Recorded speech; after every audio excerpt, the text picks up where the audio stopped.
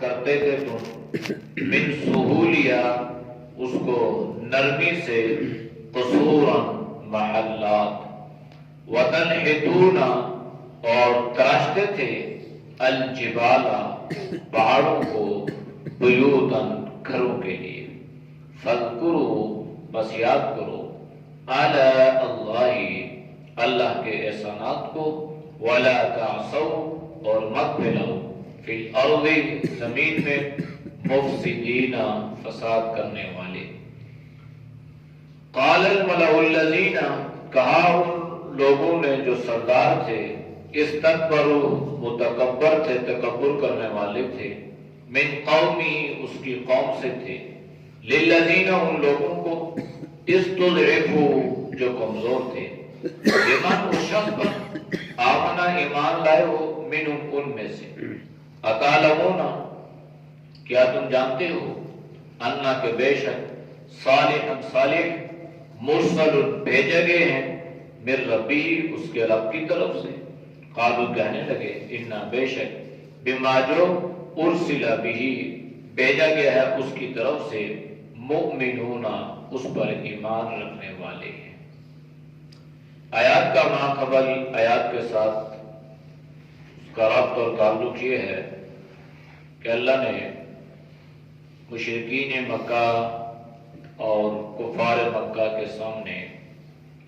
قوم عاد اور حضرت ہود علیہ السلام کی دعوت کا ذکر فرمایا پھر قوم عاد کا انجام اللہ نے ذکر فرمایا کہ اتنی مضبوط قوم کا انجام اللہ کی نافرمانیوں کی وجہ سے یہ ہوا کہ اللہ نے اس قوم پر ایسا عذاب نازل فرمایا کہ گویا اللہ نے ان کو جڑ سے ہی اکھیڑ کے پھینک دیا اللہ نے اس قوم کا نام و نشان تک مٹا دیا ان آیات میں اللہ نے قوم سمود کا ذکر فرمایا ہے قوم عاد اور قوم سمود جو ہے یہ ایک ہی دادا کی اولاد ہیں جس طرح عاد ایک شخص کا نام تھا اسی طرح سمود بھی ایک شخص کا نام تھا اس کی ماننے والے اس کی اتباع کرنے والوں کو نسبتاً قوم سمود کہا گیا وَإِلَىٰ ثَمُودَ اور یہ جو قوم سمود تھی اس قوم میں حضرت صالح علیہ السلام تھے جو نسبتاً ان کے بھائی تھے اور اسی قوم میں سے تھے اسی لیے اللہ نے اخاہم ذکر فرمایا کہ قوم سمود کی طرف اللہ نے ان کے بھائی حضرت صالح علیہ السلام کو نبی بنا کر بھیجا حضرت صالح علیہ السلام جب قوم کے پاس آئے تو اعلان فرمایا قالا فرمایا یا قومی اے میری قوم اعبد اللہ تم اللہ کی عبادت کرو جس طرح قوم عاد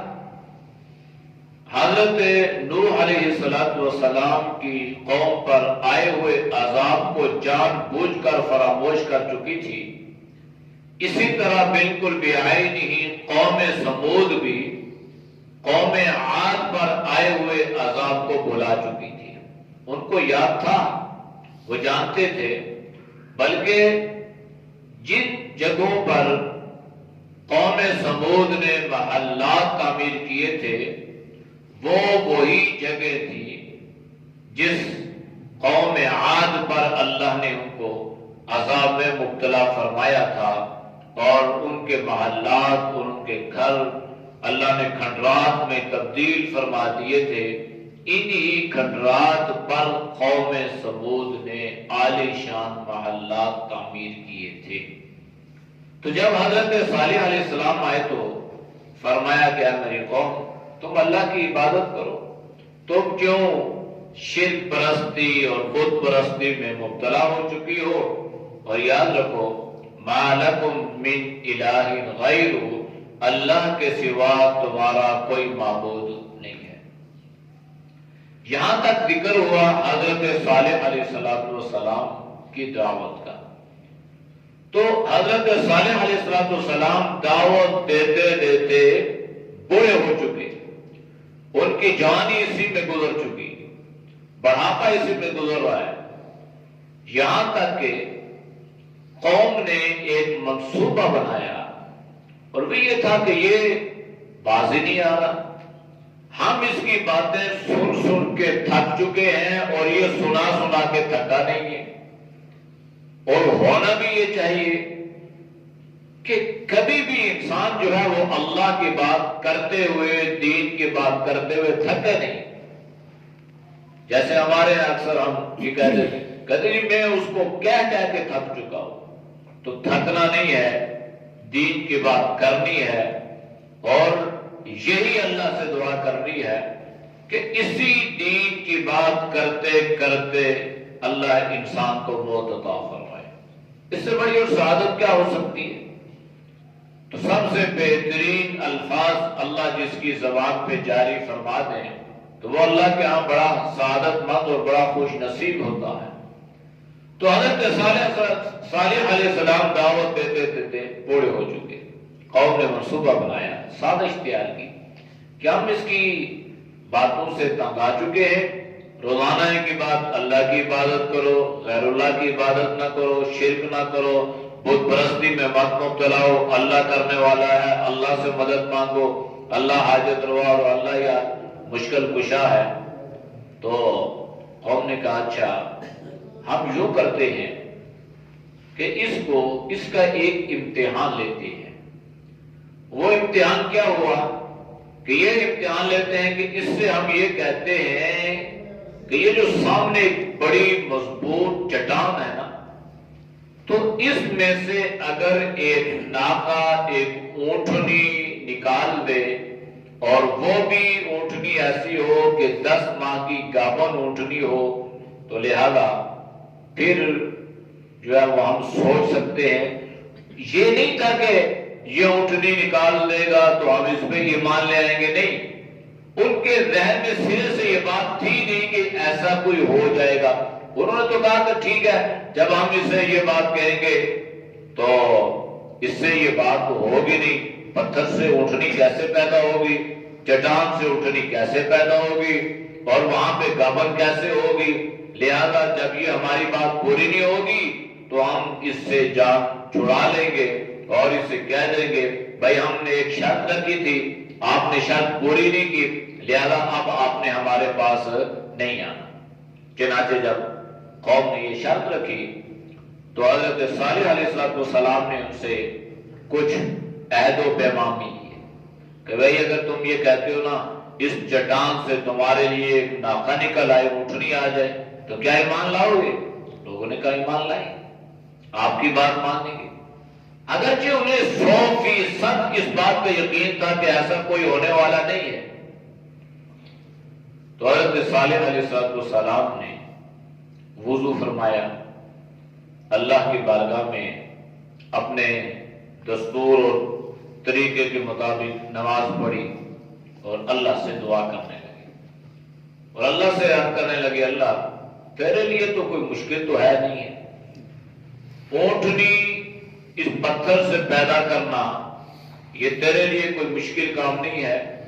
تو جو چاہے کر سکتا ہے، یا اللہ اگر یہ لوگ اس وجہ سے ایمان لے آئیں تو یہ کوئی مہنگا سودا نہیں ہے، اللہ تو ان لوگوں کی فرمائش، ان کی ڈیمانڈ اللہ تو پوری فرما دے، پتھر سے اللہ ان کی جو ڈیمانڈ ہے اس کے مطابق 10 ماہ کی گابن اونٹنی کو اللہ تو پیدا کر دے تیرے لیے۔ پیغمبر ہے نا، پیغمبر تو سمجھتا ہے کہ اللہ کے لیے کن کن ہے فیکون ہو جائے گا۔ چنانچہ یہ دعا فرمائی، چنانچہ جب حضرت صالح علیہ السلام نے دعا فرما لی تو اس قوم نے دیکھا کہ یکدم جو ہے یہ مضبوط چٹان جو ہے یہ پھٹتی ہے اور اس میں سے ایک اونٹنی ظاہر ہوتی ہے، اور وہ اونٹنی 10 ماہ کی گابن بھی ہوتی ہے۔ اب یہ ناقۃ اللہ، یہ اللہ کی نشانی، اس لیے اللہ نے اس کو یہ فرمایا اور اس کی نسبت اللہ نے اپنی طرف فرمائی کہ یہ اللہ کی اونٹنی ہے۔ یہ اللہ نے جو ایک ترتیب تھی نا اس ترتیب سے ہٹ کے اللہ نے اس اونٹنی کو گویا چٹان سے پتھر سے پیدا فرمایا تھا، اور پیدا بھی اس انداز سے ہوئی تھی کہ یہ گویا اس چٹان ہی میں اللہ نے اس کو گابر بھی فرما دیا تھا۔ کن کہا فیکون ہو گئے۔ اب یہ اونٹنی پیدا ہو گئی، چاہیے تو یہ تھا کہ اب یہ لوگ کیا کرتے، اس پر ایمان حضرت صالح علیہ السلام پر ایمان لے آتے، چونکہ انہوں نے وعدہ جو کیا تھا کہ ہم ایمان لائیں گے۔ چنانچہ اللہ نے ذکر فرمایا قد جاءتکم بینۃ من ربکم، بے شک تمہارے پاس تمہارے رب کی طرف سے ایک واضح نشانی بھی آ چکی ہے۔ یہ نشانی یہی 10 ماہ کی گابن اونٹنی تھی۔ تو اب حضرت صالح نے فرمایا کہ بھائی ایمان لاؤ، اللہ پر ایمان لاؤ، اللہ کی بندگی کرو، اللہ کے علاوہ کوئی معبود نہیں ہے، کوئی مسجود نہیں، کوئی مطلوب نہیں، وہی ہے، اور تمہارے پاس تو تمہاری فرمائش کے مطابق جو ہے وہ یہ اللہ کی طرف سے ایک نشانی بھی آ چکی ہے، اور ہذہ ناقۃ اللہ، یہ اللہ کی اونٹنی ہے، لکم آیتن، تمہارے لیے نشانی ہے، تمہارا امتحان ہے، لیکن کرنا کیا ہے، فَذَرُوهَا، اس کو چھوڑ دینا ہے، یہ روکنا ٹوکنا اس کو نہیں ہے، پکڑنا نہیں ہے، تَأْكُلْ فِي أَرْضِ اللَّهِ، تم ان زمینوں کے مالک بنے پھرتے ہو نا، یہ زمینیں تمہاری نہیں ہیں، یہ زمین تو اللہ کی ہے، لہذا یہ اللہ کی نشانی ہے، یہ اللہ کی خاص اونٹنی ہے، تو اس کے لیے کوئی پابندی نہیں ہے، جس جگہ سے چاہے گی یہ چرے گی، جس جگہ اس کا دل کرے گا وہاں جائے گی، لہذا اس کو پکڑنا نہیں ہے، اس کو کھانے پینے سے کہیں پہ روکنا نہیں ہے۔ اور ایک بات اور بھی سن لو،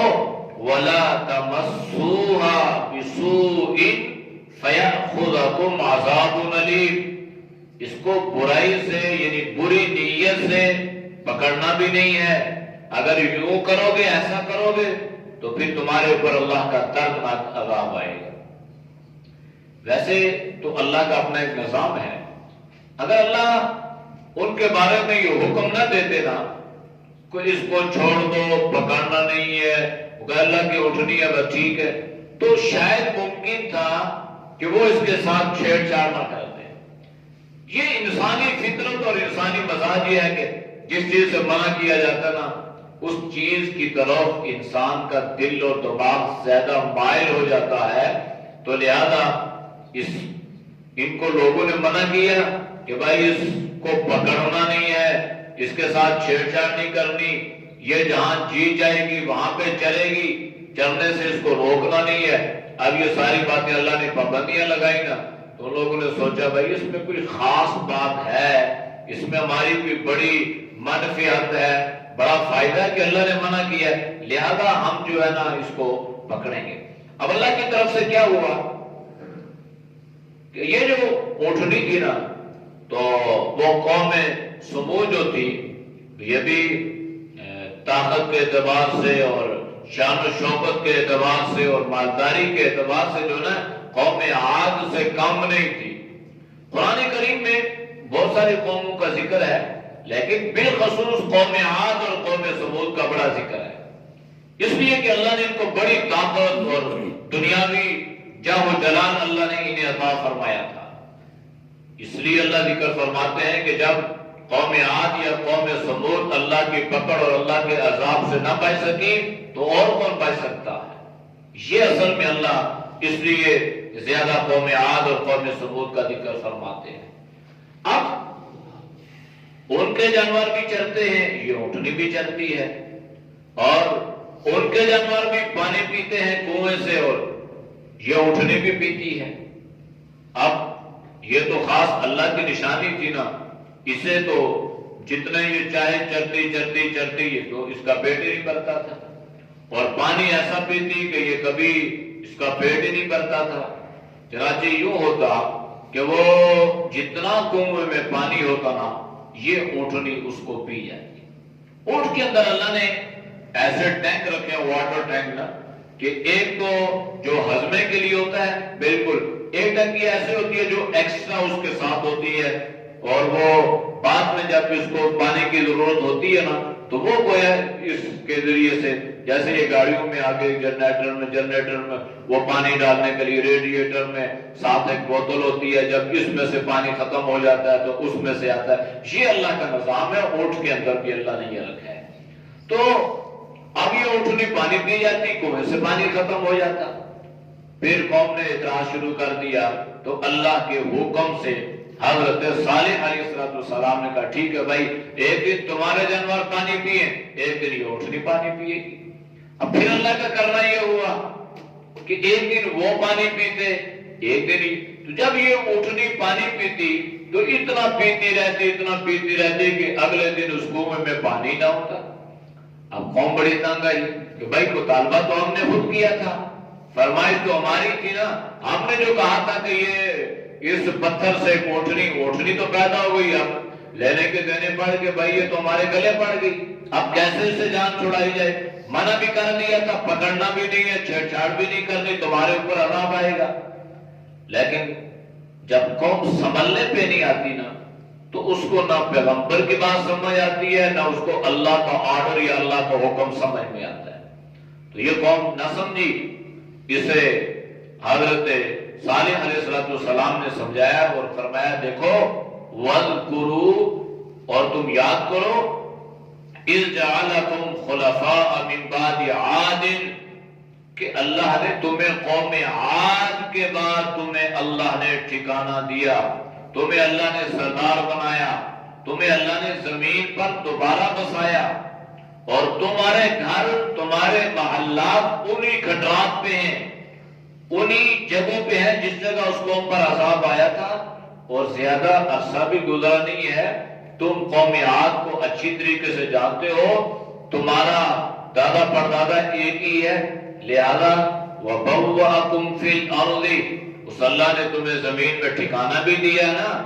اور تم کیا کرتے ہو تَتَّخِذُونَ مِن سُهُولِيَ قُصُورًا، کہ تم اس زمین کو اس انداز سے نرم کر کے اس میں اپنے مرضی کے محلات، قصور محلات کو کہتے ہیں اس میں تم اپنی مرضی سے محلات تعمیر کرتے ہو۔ وہ اپنے دور کے مطابق جو ہے نا بڑے عالی شان، بڑے خوبصورت گھر تعمیر کرتے تھے، اور ان کے گھر جو ہوتے تھے نا یہ آج کل کے گھروں کی طرح نہیں ہوتے تھے، بڑے جس طرح آج کل کہیں کے قلعے اور ایسی کچھ چیزیں، اس طرح جیسے وہ خود بڑے تھے نا۔ اب جس آدمی کا قد بھی 40 ہاتھ ہو تو اس کا گھر کتنا بڑا ہوگا، اس کی دیواریں کتنی بڑی ہوں گی، اس کی چھت، اس کے دروازے کتنے اونچے ہوں گے، یہ تو انسان سمجھ سکتا ہے نا۔ تو اللہ نے فرمایا کہ دیکھو قوم عاد کے بعد اللہ نے تمہیں بسایا، پھر اللہ نے تمہیں زمین میں ٹھکانہ دیا، پھر اللہ نے تمہیں محلات بنانے کا گر سکھا دیا، وَتَنْحِتُونَ الْجِبَالَ بُيُوتًا، زمین تو زمین، وہ لوگ بڑے مضبوط پتھروں کو تراش کے اس میں اپنے گھر بنا لیا کرتے تھے۔ تو جب حضرت صالح علیہ السلام نے سمجھایا نا بھائی سمجھو، تو کہنے لگے اچھا ہمارے اوپر کیسے عذاب آئے گا، ان پہاڑوں پہ پانی کیسے آئے گا جو قوم نوح پہ آیا؟ اچھا قوم عاد کو ہوا نے اکھیڑ کے پھینک دیا، ہمارے اوپر ہوا اثر نہیں کرے گی، ان جو ہے وہ ٹنوں کے حساب سے پتھر جو ہے اس کو ہوا کیسے اٹھائے گی؟ یہ انسان اپنے عقل سے وہ حضرت صالح علیہ السلام کے سامنے یوں حجتیں پیش کرنے لگے۔ تو ان کی یہ صفت اور یہ خوبی کہ بڑے خوبصورت اور بڑے بہترین گھر جو ہے نا وہ پہاڑوں کو تراش کے بنا لیا کرتے تھے۔ اور یاد رکھیں پہاڑوں کو تراشنا ان کے لیے ایسا تھا جیسا آج ہم زمین کھودتے ہیں کسی کدال کے ذریعے سے، اس طرح وہ پہاڑ جو ہے آرام سے، مشکل نہیں تھا، اب طاقت جو اتنی تھی، آرام سے وہ پہاڑ کو مارا اور پہاڑ وہ ٹکڑے ہوئے جو ہے وہ ہو گیا۔ تو اللہ نے فرمایا دیکھو فَاذْكُرُوا آلَاءَ اللَّهِ، یہ اللہ کے احسانات ہیں، تم ان کو یاد رکھو، اس پہ ایمان لاؤ، اور یوں پیغمبر کی دعوت کی تقسیم مت کرو، اسے مت ٹھکراؤ، اللہ کی نافرمانی مت کرو، وَلَا تَعْصَوْا فِي الْأَرْضِ مُفْسِدِينَ، اور تم زمین پہ فساد، تو یہ اللہ کی نافرمانی کرنے والے ہیں نا، یہ سب سے بڑے زمین میں فسادی اور خرابی پیدا کرنے والے یہی لوگ ہوتے ہیں جو اللہ کے نافرمان ہوتے ہیں۔ اس دور میں بھی ان کو منع کیا کہ تم فساد مت کرو، اور آج الٹا فلسفہ، آج مسلمانوں کو کہا جاتا ہے کہ مسلمان فساد پھیلاتا ہے۔ تو مسلمان کبھی بھی فسادی نہیں ہوتا، خرابی نہیں ہوتا، خرابی نہیں کرتا، اور فساد جو پھیلاتے ہیں نا یہ وہی لوگ ہیں جو اللہ کے نافرمان ہوتے ہیں۔ تو ان لوگوں نے جو قوم کے سردار تھے نا، بڑے تھے، قال الملأ الذین استکبروا، کہا ان لوگوں نے جو قوم کے سردار تھے، بڑے تھے، انہوں نے تکبر کیا، بڑائی، اپنے آپ کو کہنے لگے ہم ان پہاڑوں میں رہتے ہیں، ہمارے اتنے بڑے بڑے محلات ہیں، ہمارے اوپر کیسے عذاب آئے گا؟ من قومی، اس کی قوم سے تھے، للذین، ان لوگوں سے کہا، استضعفوا، جو اس اعتبار سے کمزور تھے، لمن آمن منہم، جو ایمان لائے تھے ان میں سے، اتعلمون، کیا تم جانتے ہو؟ اب ان متکبرین نے ان کمزور ایمان والوں سے کہا کیا تم جانتے ہو، تمہیں اس بات کا علم ہے، ان صالحا مرسل من ربی، کہ صالح کو اللہ نے رسول بنا کر بھیجا ہے؟ کیا تمہیں اس بات کا علم ہے؟ کیا تم اس بات کو جانتے ہو؟ کیا تمہیں اس بات کی خبر بھی ہے کہ جو صالح علیہ السلام نے جو بات کہی ہے نا، کیا وہ اپنے دعوے میں سچا ہے کہ اللہ نے اس کو نبی یا رسول بنا کر بھیجا ہے؟ تو اہل ایمان نے کیا جواب دیا؟ ان کمزور لوگوں نے جواب دیا، قالو، کہنے لگے، انا بما ارسل بہ مؤمنون، کہ اس کو اللہ نے نبی بنا کر بھیجا ہے ہم اس پر ایمان لانے والے ہیں۔ اعوذ باللہ من الشیطان الرجیم، بسم اللہ الرحمن الرحیم، وإلى ثمود أخاهم صالحا قال يا قوم اعبدوا الله ما لكم من إله غيره قد جاءتكم بينة من ربكم هذه ناقة الله لكم آية فذروها تأكل في أرض الله ولا تمسوها بسوء فيأخذكم عذاب أليم واذكروا إذ جعلكم خلفاء من بعد عاد وبوأكم في الأرض تتخذون من سهولها قصورا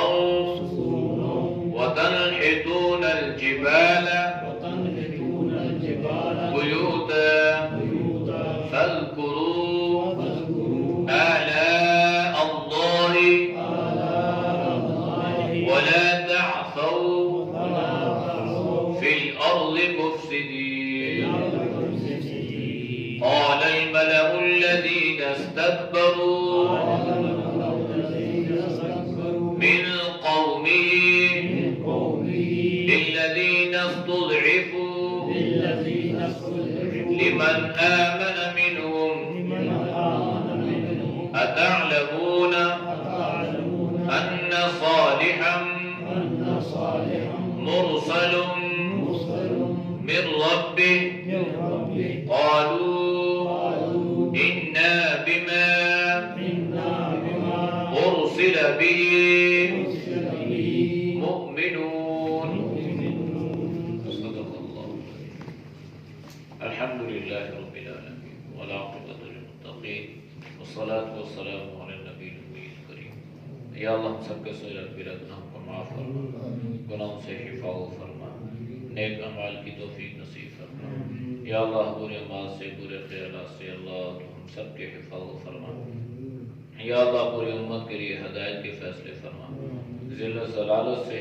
یا اللہ تو اپنے غیظ و غضب سے اللہ پوری امت کی حفاظت فرما۔ آمین۔ یا اللہ تو ہم سب کو دین کی سمجھ عطا فرما۔ آمین۔ اے اللہ دین پر چلنا آسان فرما، آمین۔ اور یا اللہ دین کی محنت کرنے کی توفیق نصیب فرما۔ آمین۔ یا اللہ جتنے روز صبح بزرگ کے رضا کے لیے درس قرآن سنتے ہیں اللہ ان کے سننے کو قبول فرما۔ آمین۔ یا اللہ تو سب کی جان میں، مال میں، ایمان میں، اولاد میں اللہ برکتیں عطا فرما۔ آمین۔ ہر امتحان سے، ہر شر فتنے سے اللہ تو ہم سب کی حفاظت فرما۔ یا اللہ ہمارے بال بچوں کی حفاظت فرما۔ آمین۔ اے اللہ پوری امت کی حفاظت فرما۔ آمین۔ صلی اللہ تعالی علی نبی الامی